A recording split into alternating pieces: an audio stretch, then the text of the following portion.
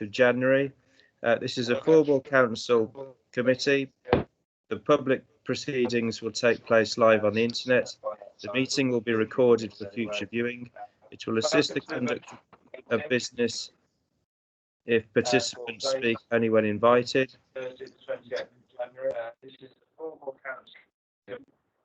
Members of the public are welcome to view the proceedings but should not make contributions at this meeting. All members of the committee have received the reports in advance and had the opportunity to read them. The reports are published on the internet. All participants should mute their microphones and video feed when they are not speaking. Anyone wishing to speak should indicate using the raise your hand button on Microsoft Teams. Please remember to unmute your microphone and switch on the video feed when it is your turn to speak. Speak clearly and slowly into the microphone. If you do not have the hand button, please type your request to speak in the chat function.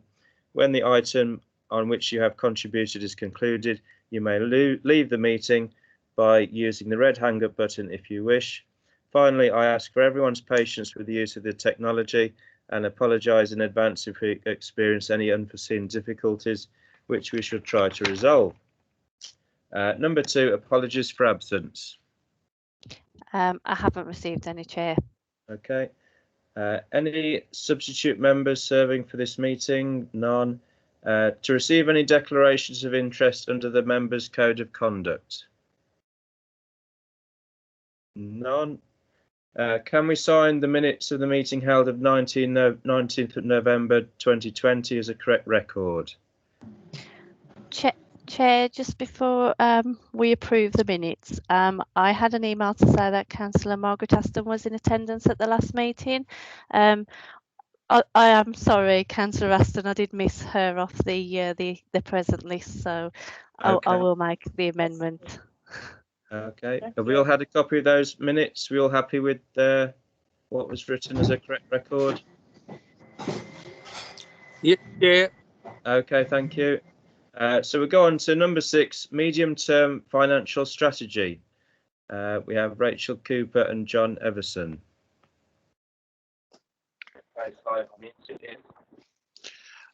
Correction, you have me. It's Ian Newman. Thanks, Ian. Yeah, the purpose of this report is to consult the Scrutiny Committee on the draft budget that was approved by Cabinet on the 17th of December. It's to focus on items relating to regeneration and enterprise, housing and community, and public realm in appendices D and E. This year, obviously, we've been developing the budget against the background of unprecedented uncertainty caused by COVID-19. The financial position keeps changing, and these changes will be reflected in the final version of the report to Cabinet in February and Council in March. The main changes I'd highlight to the written report are COVID response funding continues to rise.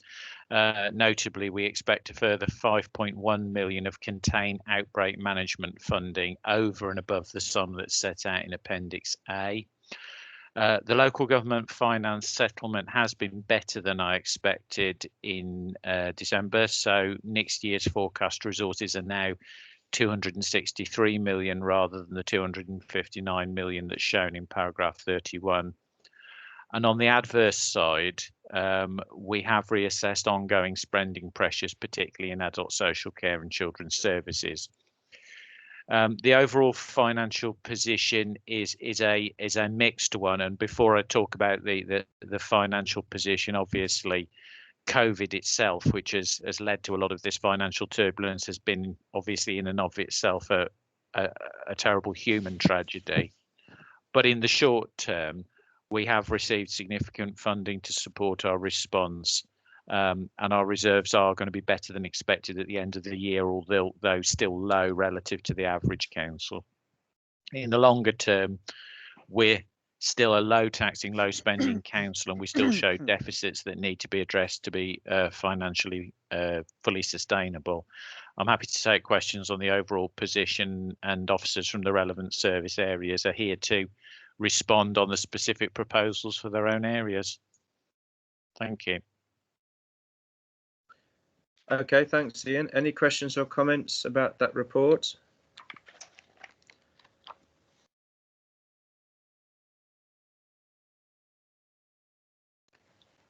Are we all happy? Looking at the appendix in relation to place, pages 1 to 28.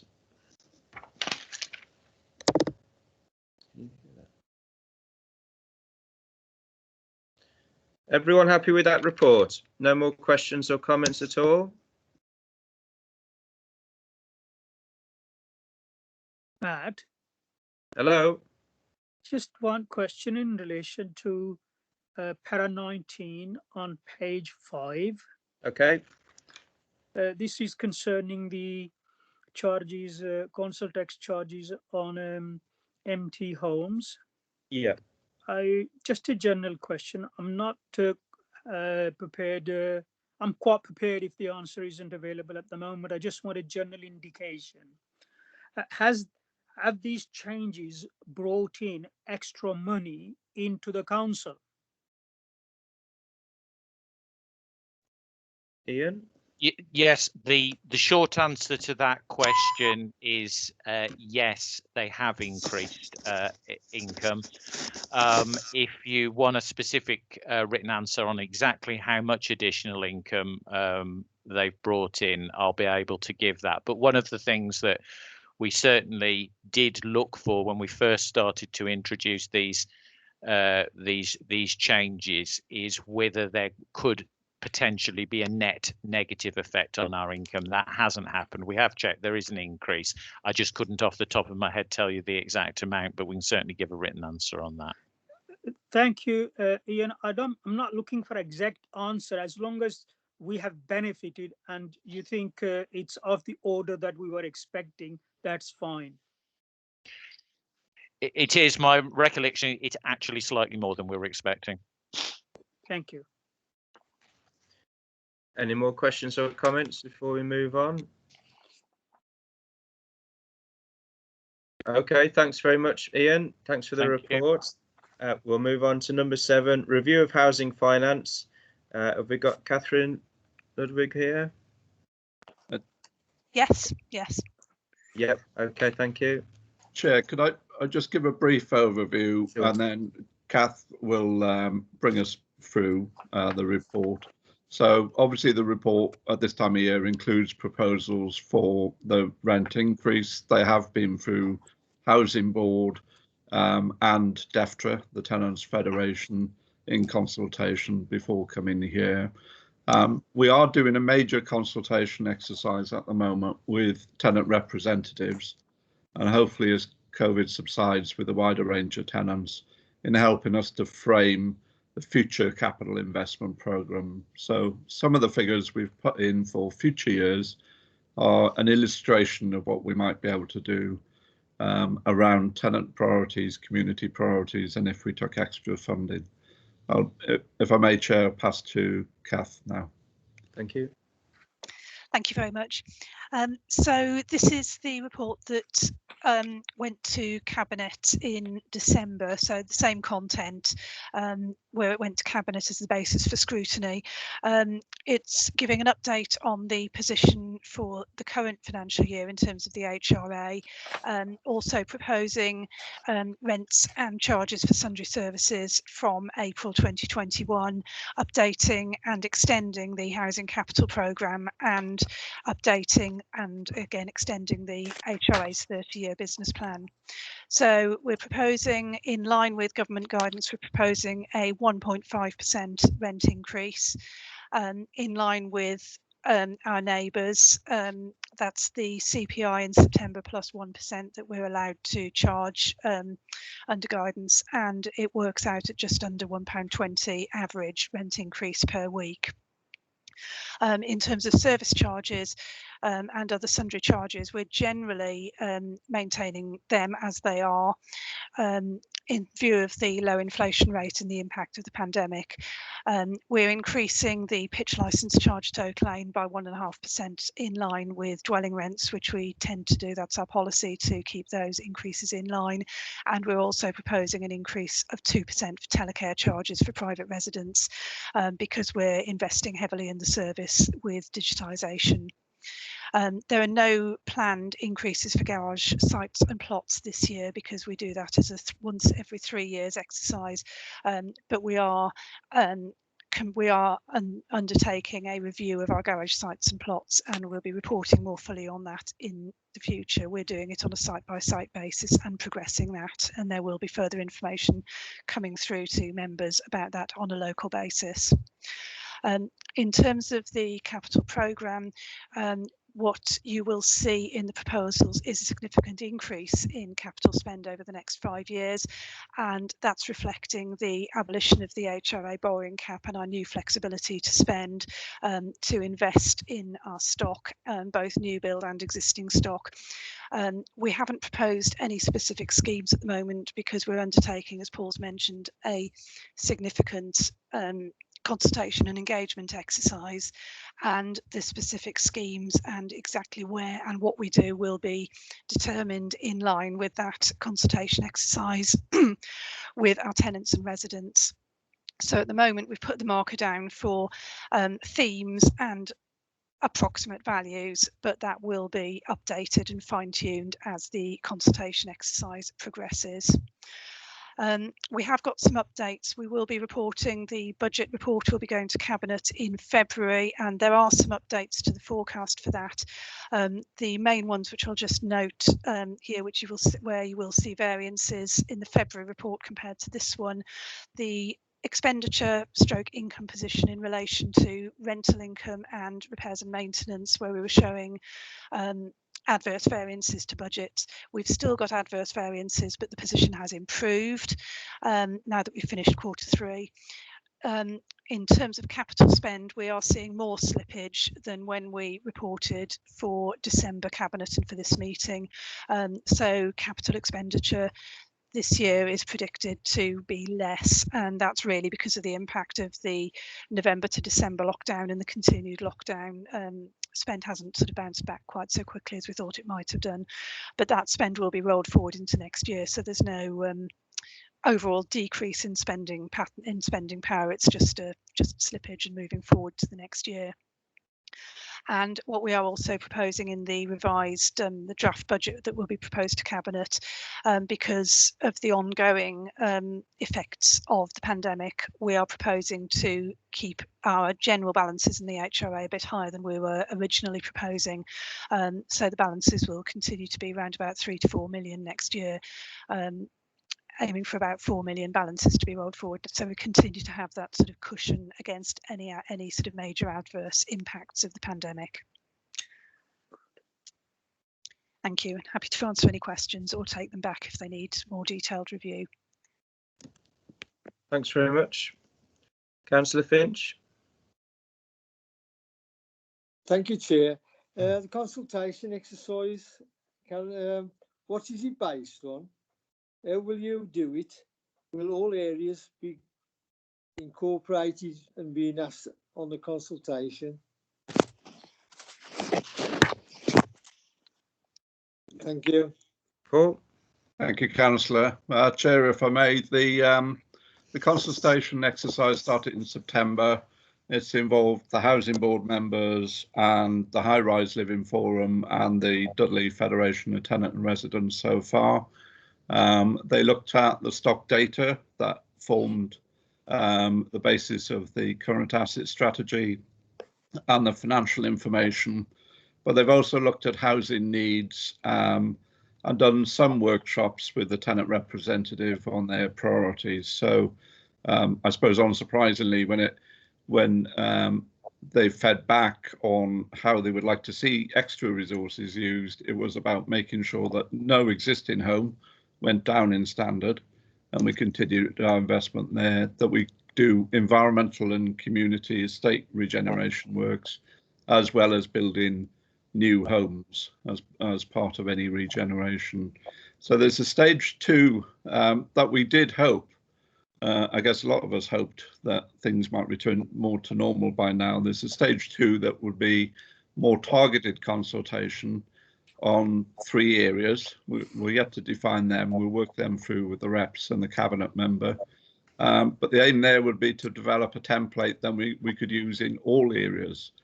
and this fits alongside a neighbourhood planning approach, so that people will be more aware of, on a 3-year basis, the investment that's going to come into their communities and estates.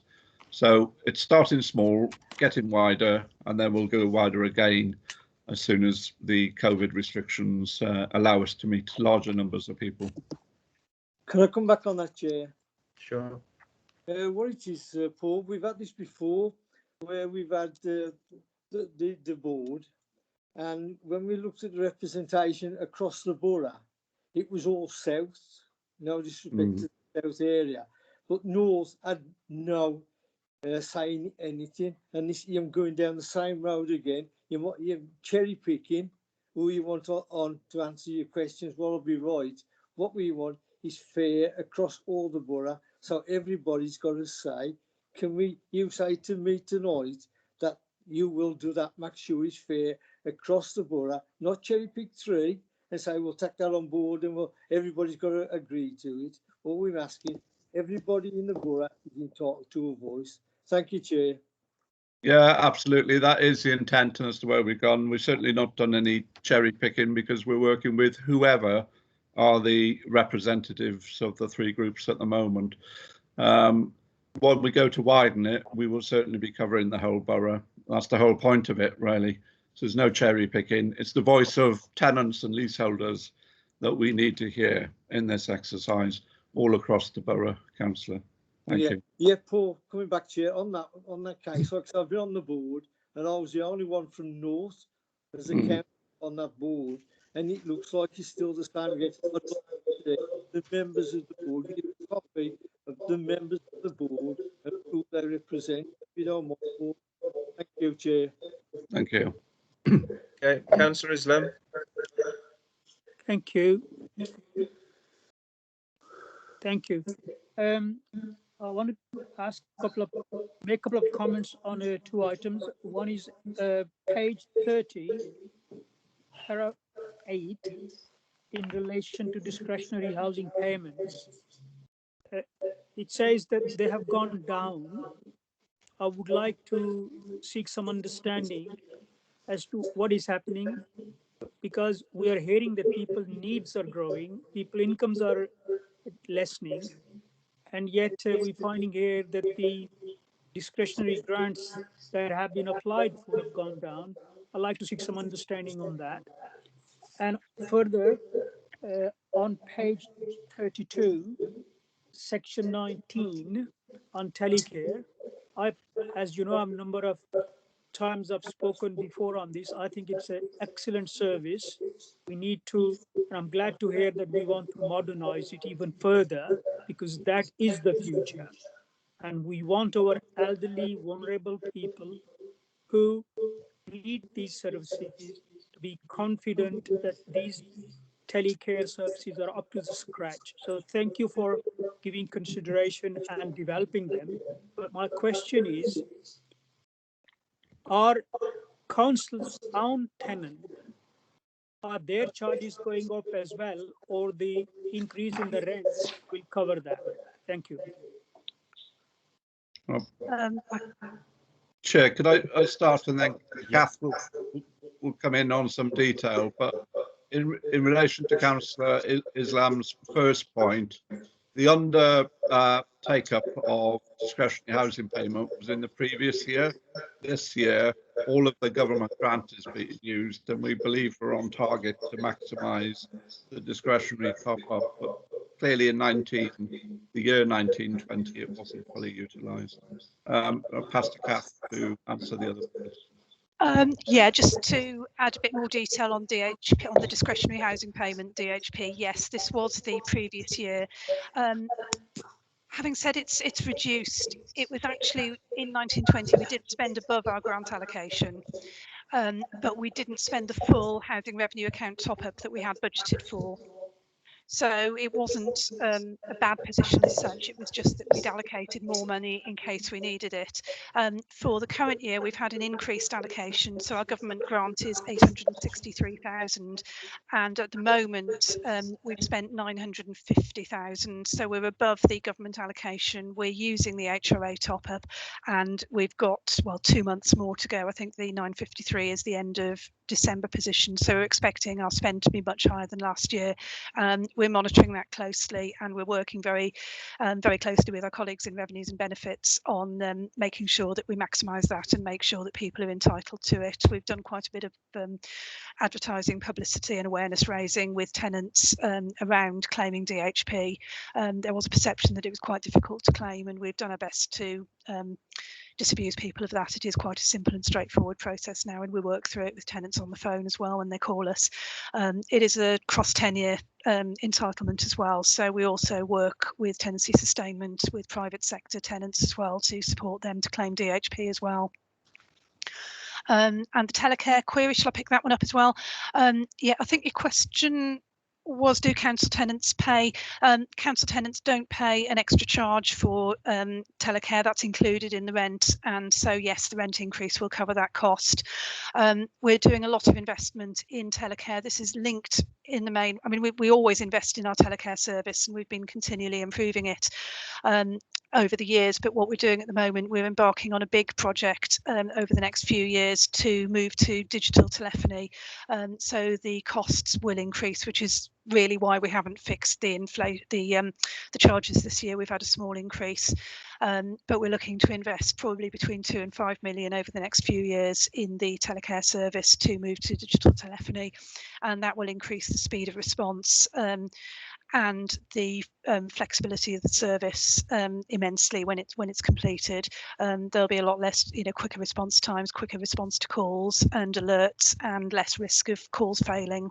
So that will all hopefully, be good for the people who are using the service. We've got about 7,000 users across the council, borough-wide at the moment. Okay.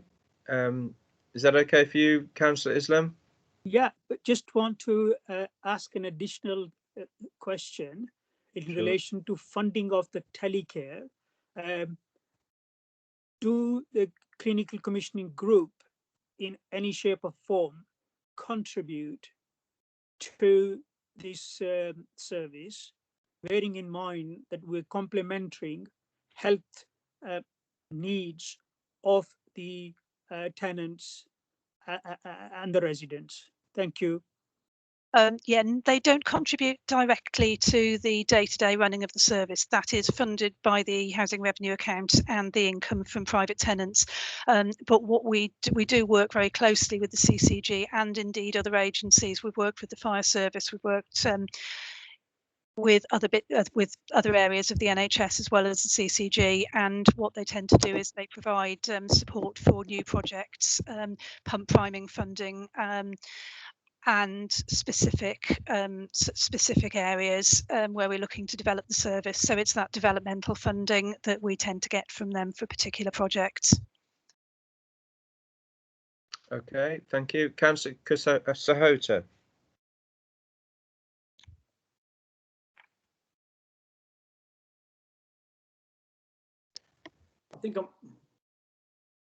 I think I might have made a mistake there, Matt. I apologise. Yep. Okay. Anyone else before we move on? Okay. Thanks very much, Catherine, Paul. Thank you. The report. We'll move on to street cleansing service. We've got Gary Dean and Dave Wesson. Yeah, thanks. Thank you, Chair. Just a bit of preamble from me. The report itself obviously seeks to provide members of the committee with a better understanding of how, as a local authority, we provide and also deliver our street cleansing services. I think as a service itself, it's extremely high profile. We do receive a lot of interest from members of the public and equally members themselves. So hopefully the report will provide a bit of detail regarding the delivery elements regarding the service itself. So with that, Chair, I'd like to hand over to Dave Wesson, who is the team manager for street cleansing, who will take you through the report. Thank you. Good evening, Chair. Good evening, members. just a little bit of the background on the front page at number 3. Generally, that's what we're doing, is providing a street cleaning service within our borough, and it is delivered in a way that, in terms of the management of it, it is performance managed. What I mean by that, if you look at the scope of the service in point 6, you'll see there's a number of areas within the actual framework of how we're delivering on residential areas, main roads, our precincts, our shops, and the types of things that we get involved with fly posting, graffiti, recycling centres, and of course within the budgets of the 3.5 this year million, public convenience is there with a budget of 220,000. We obviously link into the council plan to make things as clean as possible, and we want to build safer and community. We want to make it stronger in the communities, and we do engage and work very closely these days with our communities. Certainly in the development of that, it's certainly assisted us in a service that has been developed from the very early days of 2003. In terms of the majority of the teams, they're all supported from one depot, which is Lister Road in Dudley, and we have got a lot of satellite sites surrounding all the areas of the borough in our large and smaller towns. We are a small team. In terms of staff, there's a total of 7 staff, including myself. And as we actually go through some of the facts and figures of what we are actually delivering in our 4 main centres, our 20 minor centres, and you can see the range of the logistics, what we've got there in terms of our dog bins and litter bins. We take on currently around 5,200 requests for service, and on item 15 you'll see the number of fly tipping requests we have received, and certainly in areas of the graffiti. In terms of animal carcasses, they're quite big, and on average we're taking, unfortunately, dead pets away from the carriageways on RTAs, about 6 a week. Those are all scanned, and if they have got a chip in them, we're able to send information back to the Cats League, who handle all dog chips as well, and we can feed that back to the owners so they can get some closure. In terms of the actual community themselves, we work very, very closely, and we engage with people like Age Concern and a lot of other community groups. Our big partners are obviously Keep Britain Tidy and the Association of Public Service Excellence. We've got some very well motivated community groups, as well as those who are single-handed, who are going out there just to do a little bit of litter picking on their street, and we support all those as well. And that is of great value to us as a street cleansing service. As I said, performance management and benchmarking is actually key, and we're measured by the Association of Public Service in Excellence, a Manchester group that take all the national statistics and put them through. I've just been actually looking through the performance data for the year 2019-20. This data would normally have been available in December 2020, where the awards have been given in previous years. That will, because of COVID, not be held until February, and the data has just come out in this last week. To summarise that, we're the second lowest spending metropolitan borough council in the league table. We spend, in terms of household, £21.14 per household out of the council tax per annum, based on 138,000 dwellings. What that means in per head is a summary of £9 per head for every person within our borough. That is the actual lowest figure when they take away other charges. It is also one of the highest key quality performance areas, and it is scored in terms of the other Mets. It's coming out as top with a points system of 142 against our second nearest, which is 112. So we're very high up there.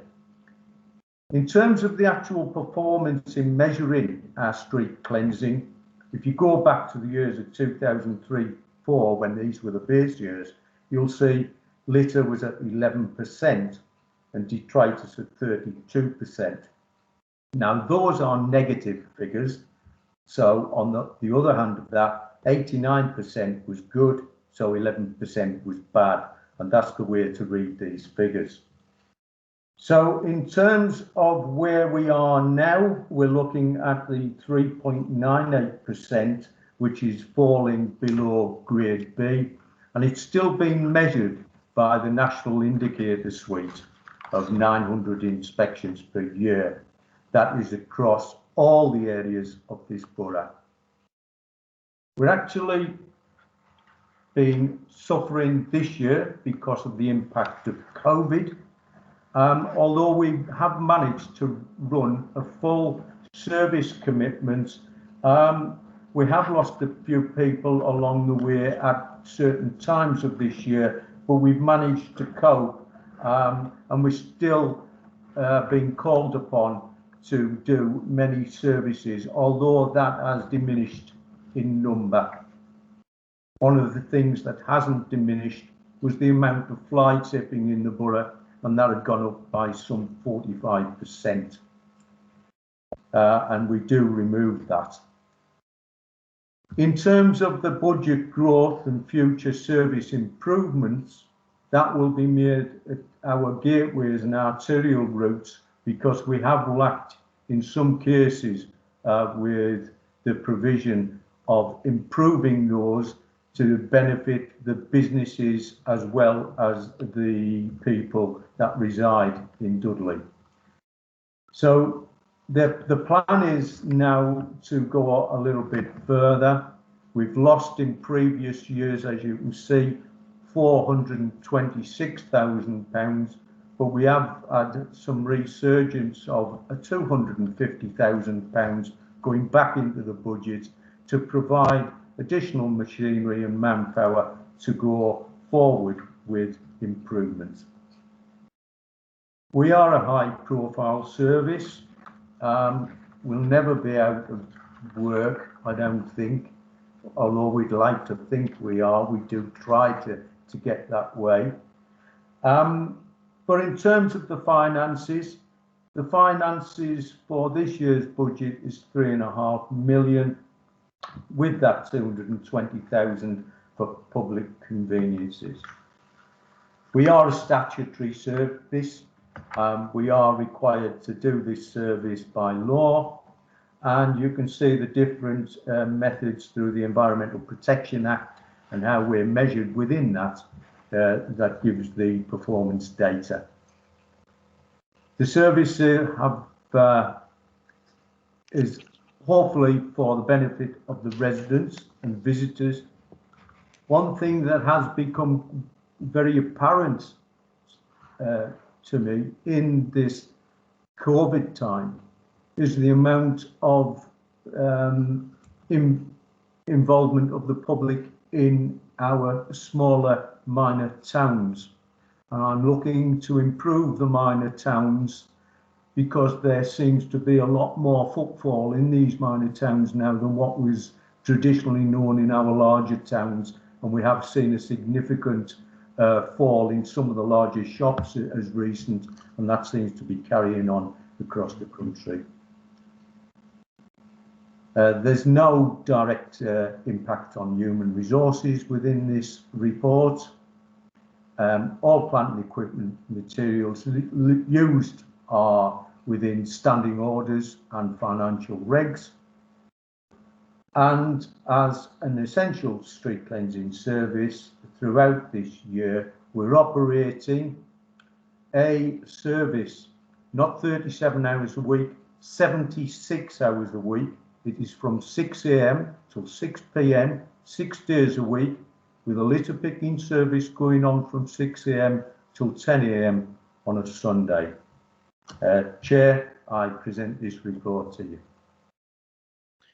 Thank you very much. Councillor Finch. Thank you, Chair. Dave, brilliant report, really well put together. There's a thing on it, I might be corrected on this. There's nothing about the traveller's site. What was the final figure to set up the traveller's site, and how much is spent on cleaning up the traveller's site since it's been in use? Can you answer that, please? Thank you, Chair. In terms of the traveller's site itself, Councillor Finch, that isn't within my remit of this service, although Gary Dean, I'm sure, will be able to answer that question. Yeah, no problem, no problem. Come on, Gary. Yeah, Dave's actually right. Yeah, the traveller site isn't included within the street cleansing particular area. What we'll need to do, Councillor, is to send confirmation information through to you regarding the total cost of the traveller site. In addition to clean-up costs, what sort of clean-up costs are you looking for, well, you Alan? know, have they done any mess over there and you've had to go in and clean it up after, if they've done any damage? So what you'd like is information on the total bill cost for the traveller site, Yeah. and then what costs have been incurred on cleansing to date since it's been open. Yep. Yeah. Okay, we'll get that information sent through to you. Cheers, guys. Thank you, Chair. Okay, Councillor Sahota. I just want to sort of thank Dave for this report, and I think, like Councillor Finch said, it's a very positive report. And I particularly welcome paragraphs 41 to 43, Dave, gateways and R2 routes. As a new council, when I used to drive up to council from Brierley, I always used to sort of store the litter and etc. And when you go down the dual carriageway towards Brussels or the litter on the grass verges, used to sort of. So I used to go with, but I'm glad, you know, we're finally getting this sorted, because I think it's first impressions last to people when they drive through the borough and they see that sort of etc. But I think, you know, if there is funding there, obviously, I don't know what that is now, whether at key gateways we can actually put some planting of bulbs and plants. Where I get frustrated is we got bulbs in the island by Priory Park, but we haven't got it on the gateway as you come from Brierley Island, where there's that central carriageway. So it's a positive report, and I think obviously I've worked with Dave's team in my own ward, and I think they're doing a good job. You know, we get on well, getting things improved, and there's a lot of community involvement, as Dave said. It's about working together. We know the resources are not, but you know, we're getting there, and it's a good report. Thank you. Thank you. Councillor Islam. Thank you, Chair. A couple of points. First of all, I like to say a big thank you to Dave and his team, because I believe that this department is the most public-facing department of the whole council. And given that most of us are benefiting from what they do for us out there in this very difficult time, where everybody's thinking of the safety of their own safety and the safety of their own loved ones, I think we have to express a great thank you to everyone who is on the public front line. So thank you.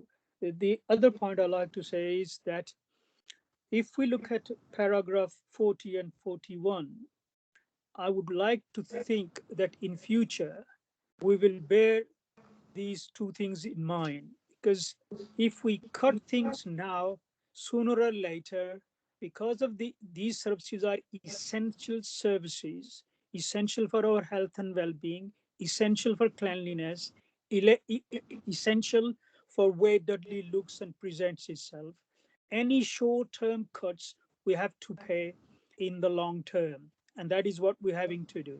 So I hope that this is borne in mind. And that's it really. Thank you for a very good report. Thank you.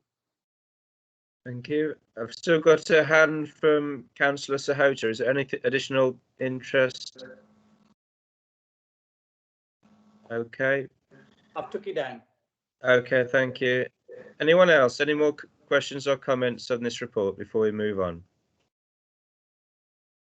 Okay, thanks very much, Gary and Dave. Thanks for the report. Thank you. Chair. Number 9, a short, where are we? Here we go. Wednesbury to Brierley Hill Metro Extension. Jim. Hi, good evening, everyone. As you know, I've given a number of these update reports on Metro to the committee, and we agreed that the last update, that what I would try to do is make it a wee bit more vibrant tonight than reading from a paper. So I've got a short presentation which I think picks up on issues that the members have raised before. So I'm going to talk to you briefly about the Metro programme, tell you about the work that's been done to capture the economic impacts of the Metro, and then a little bit at the end about some specific initiatives helping local people to benefit and get into employment and training as a result of the Metro project. So what I'm going to do now is I'm going to switch off my camera to make it easier to see the slides, and Karen I hope is going to be able to help me by putting the slides on the screen and controlling those slides as I go through that. Is that okay with you, Karen? Brilliant. Okay, can we go to the second slide? So the three themes, as I've just said to you, the programme delivery update, section on capturing the economic impact, and then a little bit about the more local issues around skills and employment activity. Now, the way that the Metro delivery is planned is in 5 phases as it makes its way from Wednesbury to Brierley Hill. The first part of that is the actual creation of the Delta Junction at the Wednesbury depot, which then would allow trams coming from Wolverhampton to turn right towards Dudley, and trams coming from Birmingham to turn left towards Dudley. So that's a significant piece of track engineering to do that. And then the next phase is taking it from Wednesbury to Tipton Road across the Dudley boundary. So what I'm going to focus on tonight are the 3 phases in Dudley itself, and take you through the indicative programme for each of those phases. What I'll do before I show you the detail, I'll tell you what I've told you before, and that is that the planned date of completion and to have the Metro operational is December 23. Because of the impact of COVID and a couple of things that I've mentioned to you before, the delay in securing land from Network Rail and the enacting of the Transport and Works Act order, they are forecasting a 6 or 7 month delay in the operation of the Metro. But they remain insistent that we'll make that time up over the next 3 years. But what you'll see tonight is the forecasts based on the assumption that they do run late, but we, through our governance, are keeping on top of them and making sure that they're capable of putting it back on track, pardon the pun. So if we can go to the next slide, Karen. So Tipton Road to Flood Street, so that's Tipton Road coming across to the stop at, or newly named stop at Dudley Castle, making its way up Castle Hill to Dudley Town Centre at the new interchange, and then down to Flood Street. So those are the stops in that area. And those that are familiar with Dudley Town Centre will know that there's been a substantial amount of utilities work underway already, and that will continue until July 21. Most prevalent in the Flood Street and the Castle Hill areas. The preparatory work, so that work's been carried out by the utilities. Midland Metro Alliance will then come on site themselves in March 21 to do preparatory work for the construction and the laying of the tracks to start, and that will then take place between November 21 and summer of 23. Communications are in place with members and residents to inform of any disruptions associated with that, and everything will be done to deliver that in a way that doesn't impact too greatly on local residents. But it's in the nature of a project like this that there will be some disruption. And then, as I say, forecasting 6 months late, and we hope to pull that back. Tram starting to run on a test basis and between the winter of 2023 and spring of 2024. Can I have the next slide, please? So from Flood Street, the canal, the tram makes its way to Cinderbank and Pedmore Road, and then onto Canal Street. And the dates are slightly pushed back on those. So I start in the utilities in February, I start in the preparatory work in May, construction in that 3-year period from November 21, and again the testing of the trams in the summer and spring of 2024. Can I have the next slide, please? And then it makes its way from Canal Street to the waterfront, to Merry Hill, and then to the terminus at Brierley Hill. And again, you can see the projected timelines there for yourself.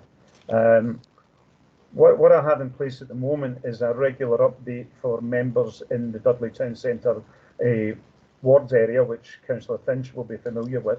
And what I want to do after the request from Councillor Islam at our last meeting is to put a similar briefing in place for the Brierley Hill ward councillors. And what we would do initially is have that initial meeting as a metro briefing about Brierley Hill, and then the future meetings would also integrate with the work that's been done around the recently announced Future High Streets Fund. So that's the way that we'll keep the members in those areas actively involved as the metro programme develops. As I say, in previous meetings, questions have been asked about how we're going to capture the economic effects of the metro, and what are we doing to ensure that local people are benefiting. So the next few slides take you through that. So I'm going to talk about the work that's been led by the Black Country Local Enterprise Partnership, where their economic intelligence unit is capturing the key data and developing a model, an impact model around Wednesbury to Brierley Hill itself. And then I'll go on to speak about the kind of storyboard around that, and give you information about how you can access that in more detail. So can I have the next slide, please, Karen? Now, I want to avoid jargon, so right away, LSOEs stands for super output areas, local super output areas, and basically just conveys that the ability is there to drive down statistics as far as almost as local postcode areas, in terms of capturing information on the labour market, capturing information on household income, dwelling stock, house prices, the economy, and the number of businesses. And what we've done, as I've said before, with the metro, is we've looked at a radius of 2 kilometres on either side of the metro line, and tried to capture the economic benefits within that corridor to make sure that we maximise those benefits. Because as I've said in previous meetings, and I've said in a number of council presentations on the metro, if in 3 or 4 years' time we have the metro coming through Dudley, we have the new developments in Dudley Town Centre and Castle Hill, the projects that are going to kick off as a result of the recent announcement about the Brierley Hill Future High Streets Fund, but we still have high and persistent unemployment, and to a certain extent we will have failed. So what we've got to do is make sure that the measures are in place to make sure that we are capturing that economic impact, we're taking corrective action if it's not working in the way that we planned, and that we're feeding local people into jobs and employment opportunities. So the next few slides say a wee bit more about that. So can I have the next slide, please? And this just is an example of the kind of information which the local enterprise partnership is capturing and monitoring. Now you can see those figures are they're plateauing a wee bit, but they are on an upward trend over the last year, and therefore we've got to be very careful about that, and we've got to make sure that we've put measures in place to deal particularly with the issue around youth unemployment, and that the metro, the impact of the metro is used to address that and to benefit local residents.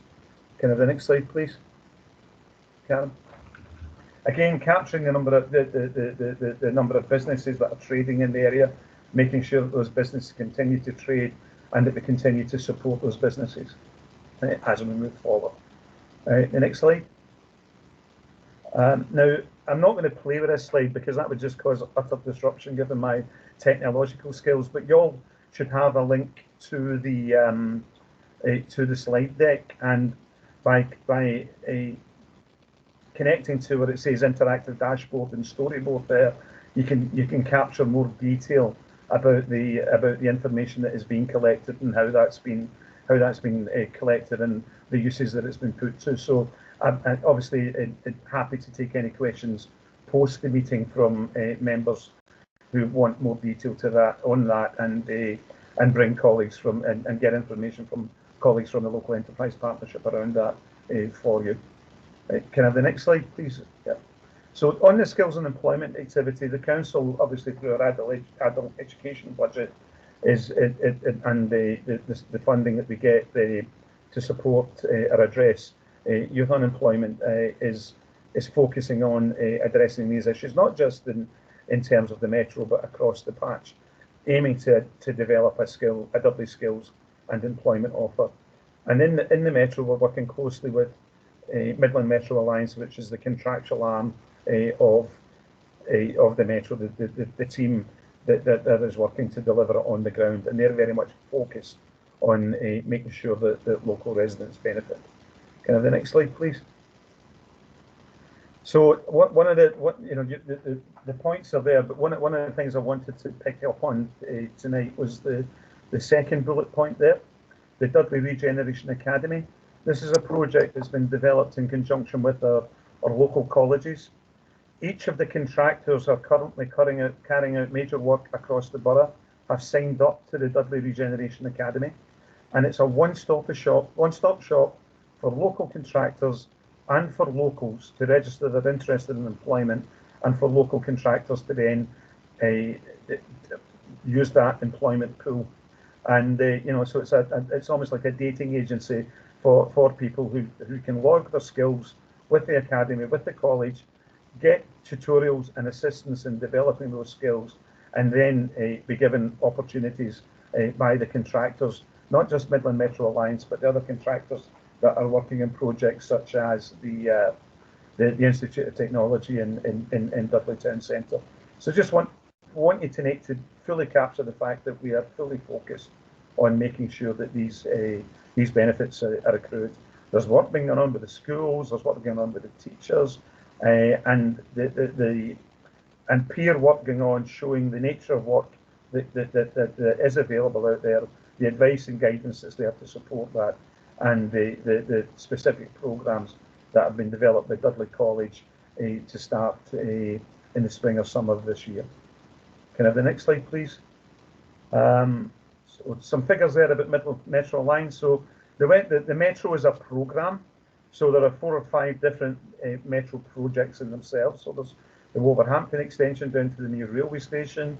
There's our own Wednesbury to Brierley Hill, and then there's Birmingham City Centre, and then there's the connection out towards Edgbaston and the airport eventually. They all form part of the programme. And you're always conscious when you launch apprenticeship programmes that a programme an individual project might not last long enough to allow someone to complete their apprenticeship. But by feeding people into the wider programme, we can address that issue. And you can see there some of the figures, up to 140 people on site in the Dudley area by the spring of 2021. The Metro itself has recruited over 30 tram drivers, conductors. The conductors have been trained to take advantage of tram driving opportunities when they come. Sorry. And then another 2 cohorts up and running around that service as well. Next slide. And then again, a bit of an overview of what's going to happen over this year. So as I've said earlier with the programme, the preparatory work is about to start on top of the utilities work. So that will mean a lot of work around civil engineering, concreters, ground workers. We're linking into other projects like HS2 and the renovation work around some of the stadia associated with the Commonwealth Games, all with a focus to making sure that our local people benefit. So I hope that that's captured the information and detail that you look for from me when I last presented, and as ever I'm happy to take any questions that you might have.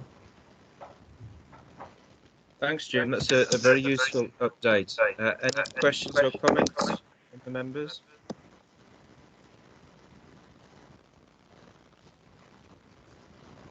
Councillor Finch. All right, Jim. You know, I'm like, fantastic report, brilliant report you put together. But you know, I always think outside the boxes, and I'm always concerned about Castle and Brierley. We've got a bus station. That's going to be probably knocked out. Where's the buses going to go? Where's the buses? BUS buses. ES. Where's the buses going to be parked up? That's one of the problems with regeneration, Alan. You know, you've got to keep a lot of balls up in the air. You know, so the new, you know, with the new interchange and whatever, then we can't. We've got to knock one bus station down to build a new one. So the buses will have to be rerouted around part of the town centre. What I'll do is I'll come back to you with a written response on that, because that's something that we're working on at the moment. Surely, Jim, you've got some idea where you're going to go. Like, say, I'm looking. Well, we're talking potentially about the Tower Street area being a temporary bus terminus, but I'd rather get to a position where we've agreed or signed that off in principle with bus operators and Transport for the West Midlands, and then give you a detailed report on that, Alan. Well, what I'm concerned about, you'll sign it off, and we will not have any consultation on this. And he's gone. He's ducking and Jimmy and ducking and diving. You know, we will have no consultation, and it'll be dumped on us and say it's going to be there. It's been signed off. We want hard evidence where it's going to be, so we can then discuss with you and everybody else to say we are happy where it's going to go. Okay, well, what I can do, Alan, I mean, I had a session the other week with the Dudley Town Centre Ward Councillors that you weren't able to talk them through some of this, but I can reconvene that, and we can maybe talk at that level, and I'll try and get that set up in the next few weeks. Well, as this, Jim, we play scrutiny, and I want all my colleagues to know what's going on. I don't want to be in a meeting where we can discuss it. I want to play scrutiny to get some idea what's happening with the bus station and where it's going to be sited. That's all we're asking, and I want to, you know, give all our colleagues a chance then to come in and have a debate on it. Okay, I'll do that. I'll get that arranged. Okay, Chair. Thanks, Jim. Okay. Cheers. Thank you, Councillor Islam.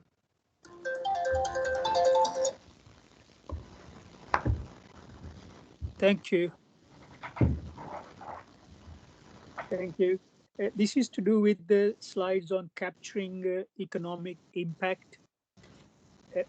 It's to do with the page where you have these graphs titled Labour Market for claimant age 16 plus and youth claimant 16 to 24. My question is, if we look at these slides in the graph, I accept that COVID has somehow impacted and retarded the growth, and that's why the growth in opportunities, and that's why we're seeing the plateauing of the graph.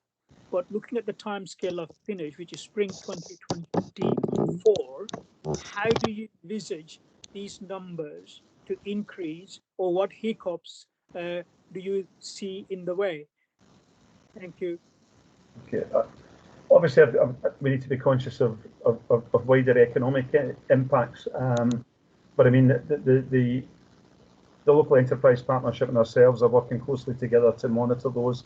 We're working with, you know, training providers to address those issues. I did flag up to you in a previous meeting that short-term issues, hopefully around COVID, in terms of the rollout of some of those training programs.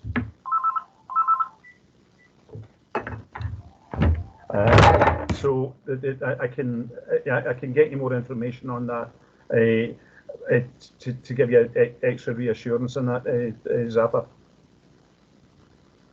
Yes, thank you.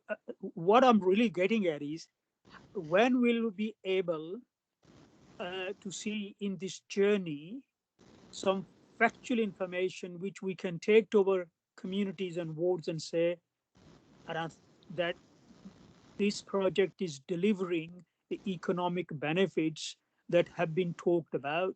My worry is looking at the information that is coming out so far, and I don't want to be pessimistic, it doesn't seem to be tallying in terms of optimism of the jobs and the economic development to with what we're seeing on the ground.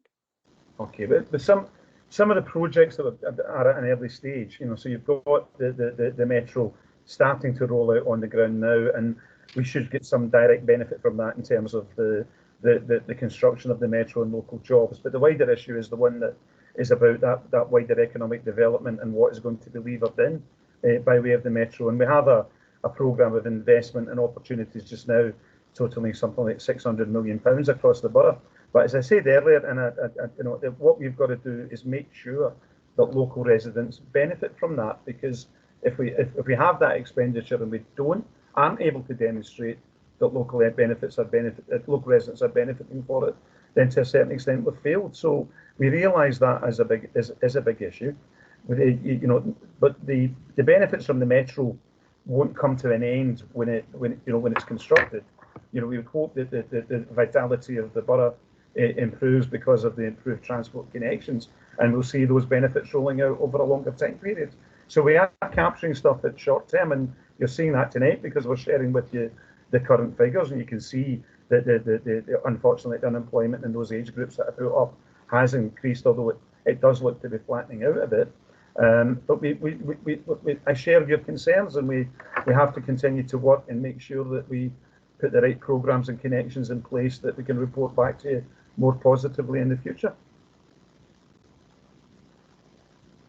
Yeah, that's welcome. I welcome that. But I think what it suggests is that along with what is going on in terms of construction and the development, we need to be talking in the communities what this development will bring for the communities, because we don't want to lose the opportunities that are there by default.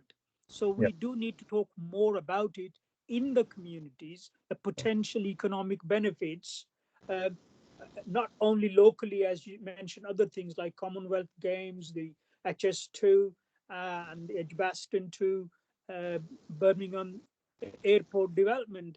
So I think we need to be talking more through maybe social media, through local press releases, so that people have two-phase approach. One is as jobs develop, and also the future that is there once the whole project is completed. Thank you. Okay, thank you. Councillor Sahota. I think Zafar's more or less covered what I was going to say, Jim. I think it's a good report. Clearly, obviously, there is some detail underneath what we're trying to do. It's how we're going to make sure we do deliver those key outputs and outcomes that we're all aspiring to, really. That's obviously a part of the funding. There must have been key outputs and outcomes that we've been set to achieve going forward. Then how do we monitor them? How do we make sure that if we're off track, how we can then get back on track? And like I said, it's about working within partners to actually ensure that the local people and the area does actually benefit from this scheme. This scheme doesn't sort of pass us by, regardless of all our hard work and good intentions. That's what I think. I just wanted to make a point, but thank you anyway. Okay, thank you. I'm conscious of that, and I will pick up on the particular point that Councillor Islam raised about communications and maybe rolling that more effectively and making you aware of some of the activities that are happening around the social media world in terms of promoting that. So I will do that and make sure that you're aware of that. Okay, any more questions or comments for Jim before we move on? Okay, thanks for that update. Moving on to review of housing allocations policy. Thanks for your patience getting this far. Paul, Sean and Tom. Okay, if Chair, I'd do a brief introduction and then my colleagues take you through the detail.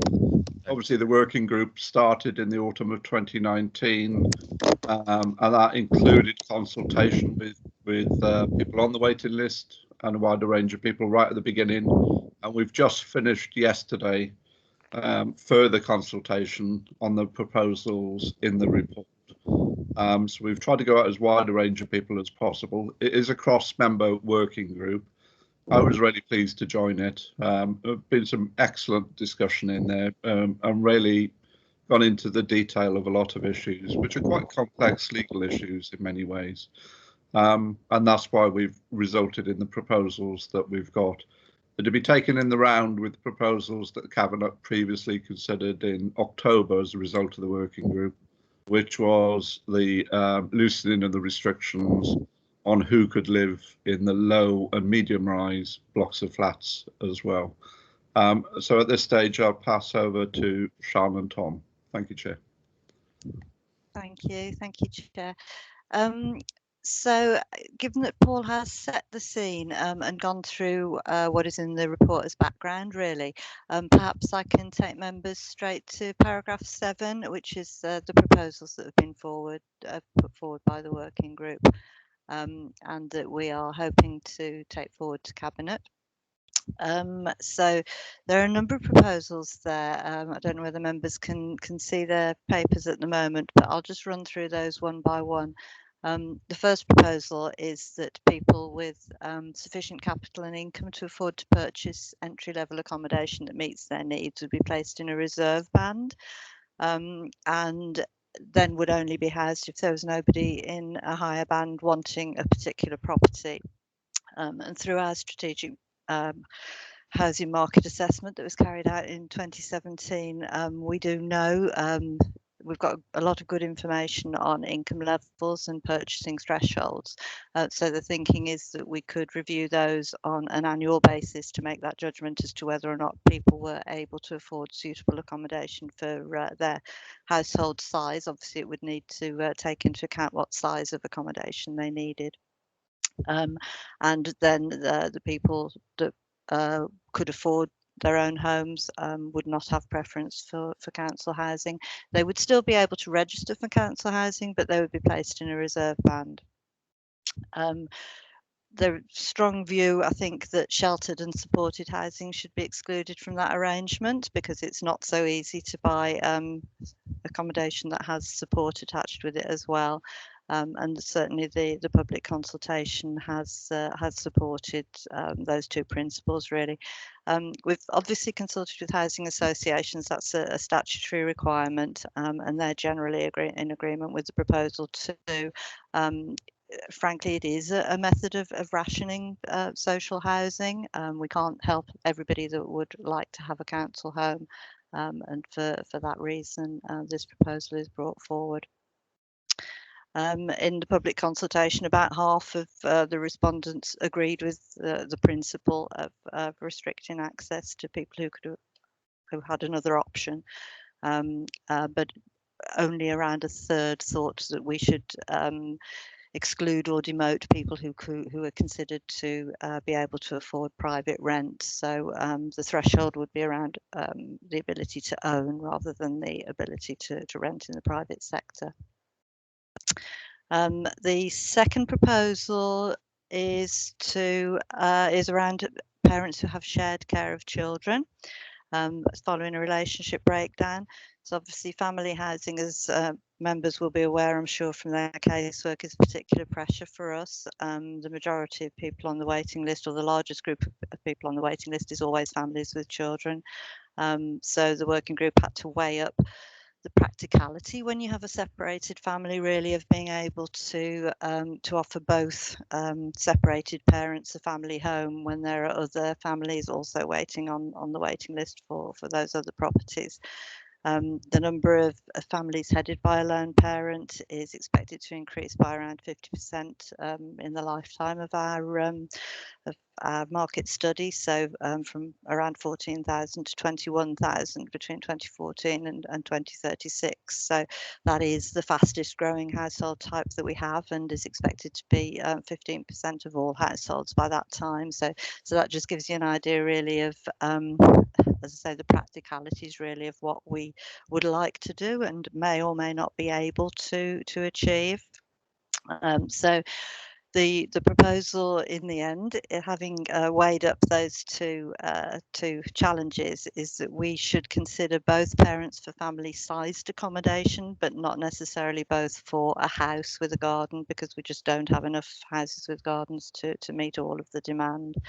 So that would be a slight change from current policy, but not the change, unfortunately, that a lot of families would like to see, and that obviously officers and members would like to see too if we had unlimited stock. The third proposal is around allowing families to choose to live in high-rise flats. We have significant demand for accommodation from small families with one child or two children who are young enough to share. And we have approximately twice as many two-bed high-rise flats as we do one-bed high-rise flats. We don't always have demand for the two-bed high-rise. So the proposal there is that we should allow families to choose that accommodation if they wish.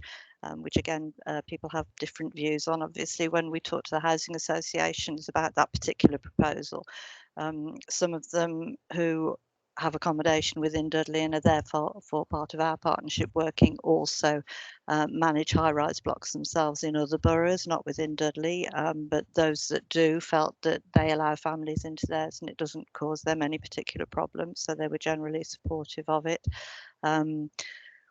The public consultation, it was more or less 50-50. There was slightly more in favour than against, but not a strong steer in either direction, really. So it's a matter of practicality. I mean, members of the working group, I think it's fair to say, were very keen that families shouldn't be forced into high-rise flats or not have other options. But if they chose to live in a high-rise flat because there was vacancy and it was in an area that they wanted to live in, then we shouldn't preclude that from happening.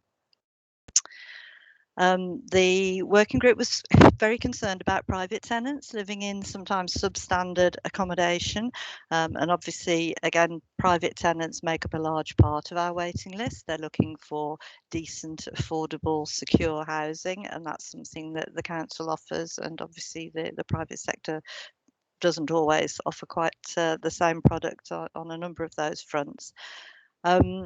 Obviously, our main concern in those cases when we have substandard private rented accommodation is to persuade and, if necessary, compel those private landlords to improve the standard of their stock.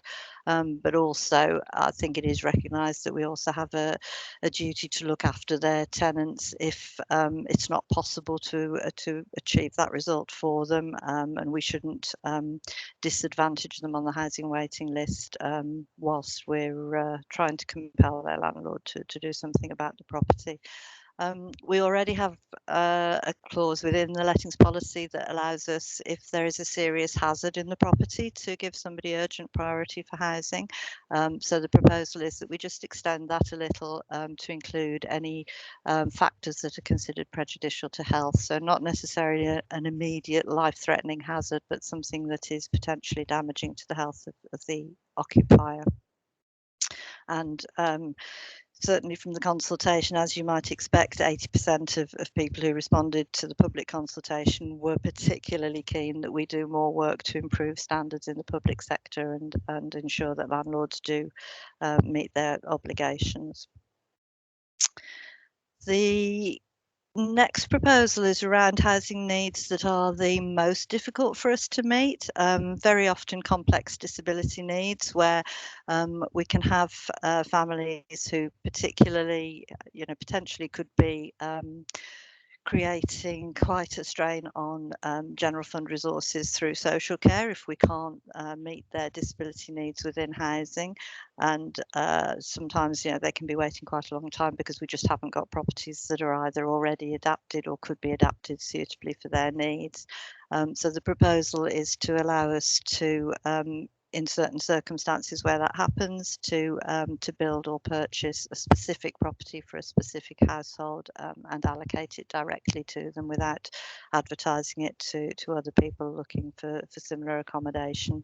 Obviously, any properties that we specifically build or acquire would also have to be compatible with our wider asset management strategy, properties that we could use again in the future, and they would need to be the best or the only solution at that time for that family. And we envisage that we would have a panel of officers from housing and social care and health as applicable to decide that was the only option for a particular case and to set the wheels in motion for it. Housing associations, interestingly, in our consultations with them, felt that they would be interested in participating in that sort of a process and that sort of a scheme. So that's something that we will follow up.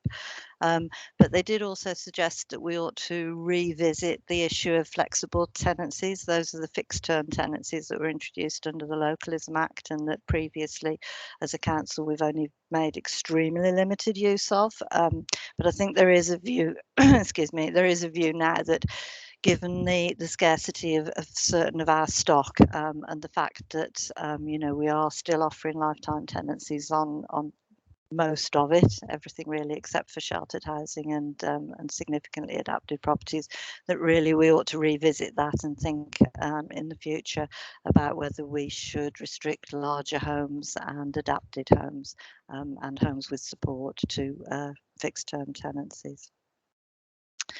So the next proposal is around sort of particular priority groups, and we did obviously invite both members and the wider public to suggest any priority groups that they felt weren't catered for in our policy at the moment. We are proposing to allow care leavers to apply earlier for housing because at the moment, strictly speaking, they shouldn't be applying and being made offers until they're at least 17 and a half, but that doesn't give them much choice of housing. So in working jointly with our care leaver team, we're intending to allow them to apply at the appropriate point, taking account of how long it will take them to achieve a suitable tenancy between the point of applying and the point when they're leaving care, because obviously what you don't want is for them to reach age 18 without having had a suitable housing option found for them. And there was interestingly, there was quite a lot of public support in the consultation for increasing options generally for young people in the borough. So that's something that we'll obviously have to continue to work on over the next few months and years.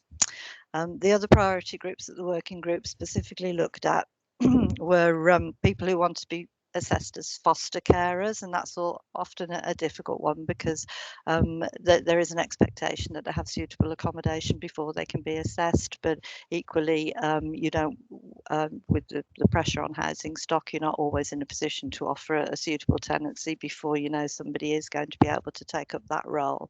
But one of the options that we thought it would be useful to have on the table is service tenancies, so that again they could be made available for the length of time that they were needed, and then alternative accommodation could be offered when the family was no longer operating as foster carers.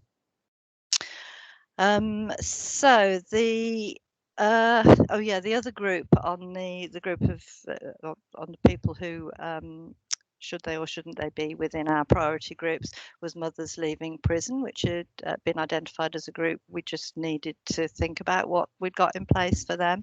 And when we investigated, in fact, there's very, very few of those. And we do have the means to meet their needs, but what we will or what we're intending to do in future, subject to these policy changes going through, is to mention them specifically in our policy as a priority group that we would want to have housing options for when they're in that position. So the final proposal at the moment then is to rebalance really the number of transfers that we do compared to lettings to new tenants from our waiting list. So currently, and for the last many years really, around about a third, up to a third of all our lettings are to people transferring from one council house to another. And there is a cost to that, even though it helps us in terms of making best use of our stock if we need move somebody when they need to move. There is a cost involved in terms of resources and void rent lost and any repairs that need doing. So the proposal is that we reconsider how we deal with families who need to move within our housing stock. And at the moment, we do put in band for any family who will be moving from one tenancy to another on the basis that they'll be releasing a tenancy for someone else. So the effect is neutral. But what we would be proposing in future is that they wouldn't get band 4 just for releasing a family home. So instead they would be in band 5 until they become overcrowded and need an extra bedroom, at which point they would go straight into band 3. So they wouldn't have too long a wait once they did reach that stage where their children needed separate bedrooms. We're also, in the interest of trying to simplify the system a little bit, really proposing to amalgamate bands 5, 6 and 7. And the only group that would particularly disadvantage is young people who are still living at home. Well, not necessarily young people these days, but people who are still living at home with their parents and aren't overcrowded but want to go on the list for a move. So if we do that, then the proposal would be to move those people into band 4 and recognising that in fact, you know, they do have a need for independence and should be allowed onto our list. So then really band 5 that would remain then would just be people who didn't have a need or who had been demoted for some reason or who were in that reserve list because they had the ability to buy a home of their own. And again, there was public support for that principle, really.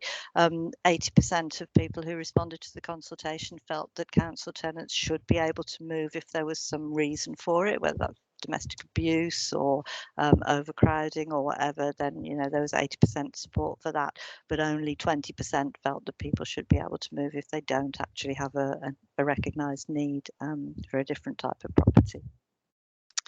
And then, so yeah, moving forward, so we're not in the proposals that we would be bringing forward at this stage to Cabinet, we're not proposing to at this stage say that we would make more use of flexible fixed term tenancies, but that's something that we would investigate over the next few months and bring forward proposals at a later date.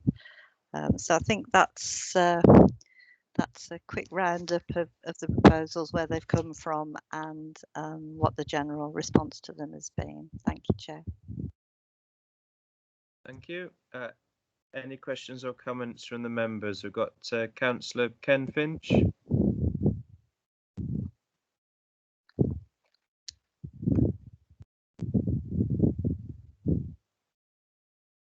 Maybe in an oversight. Anyone else? Any other members would like to raise any issues, concerns, questions?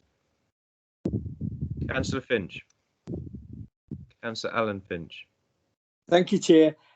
Sean, you know, when we talk about equity, what is the benchmark for equity and say people you think could actually buy their own property or put a deposit to a property?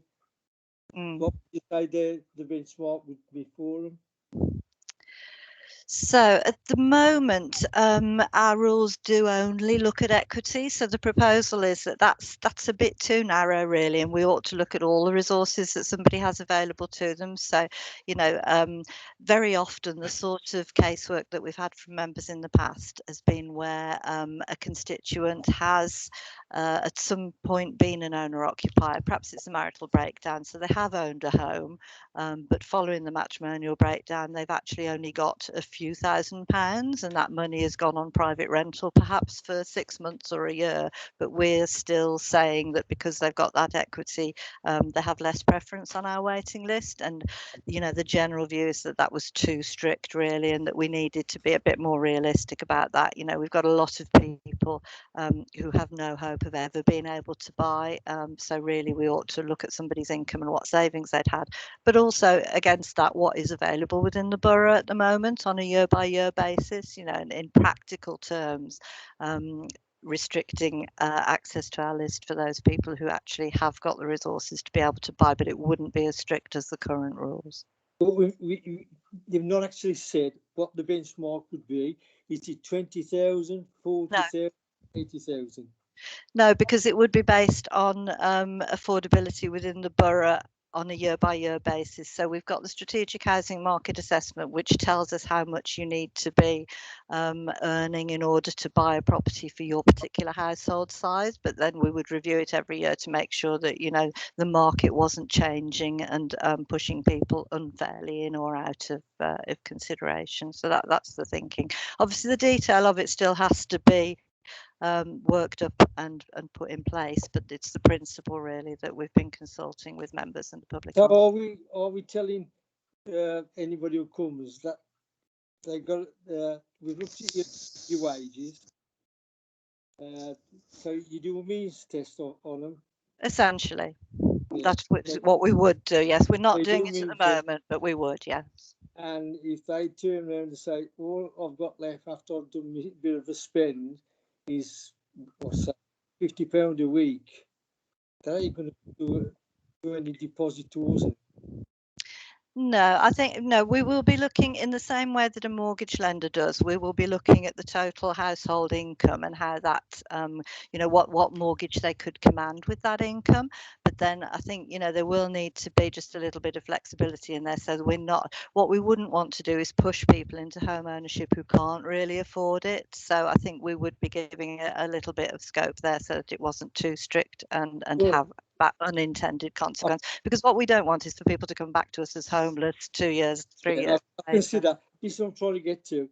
We're not actually telling people what savings we look for them to put towards the property. So with the property going at the moment, 2-bedroom, we'll say, just a terrace house or whatever type of thing. They're looking like down a deposit of £95 to £125,000 type of thing. Where are they going to get that money from? Well, if they haven't got it, then they would be allowed to join. So that's what I'm asking. Where's the benchmark to say, we've got to look at somebody who's earning £60,000, £50,000 a year. Then I consider the logic where you're coming from. But a basic in Dudley, in talking what 15 to 20,000 earnings. Yeah, I think it is difficult, and it is something that it doesn't stay static. You have different availability of different products within the owner occupation market and within the area. So, I mean, what we could do, I suppose, is perhaps draw up a couple of illustrations for members as to how it might work, if that would be of interest. But it's not something I think we would set in stone and then leave unchanged for 5 or 10 years. You can't do that. It's not that sort of market. You have to be able to adapt your policy to fit the market. It's going to be hard. And the second question is, we're in a combined authority.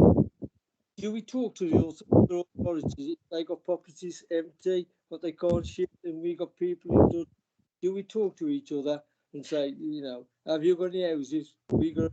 Do we talk to?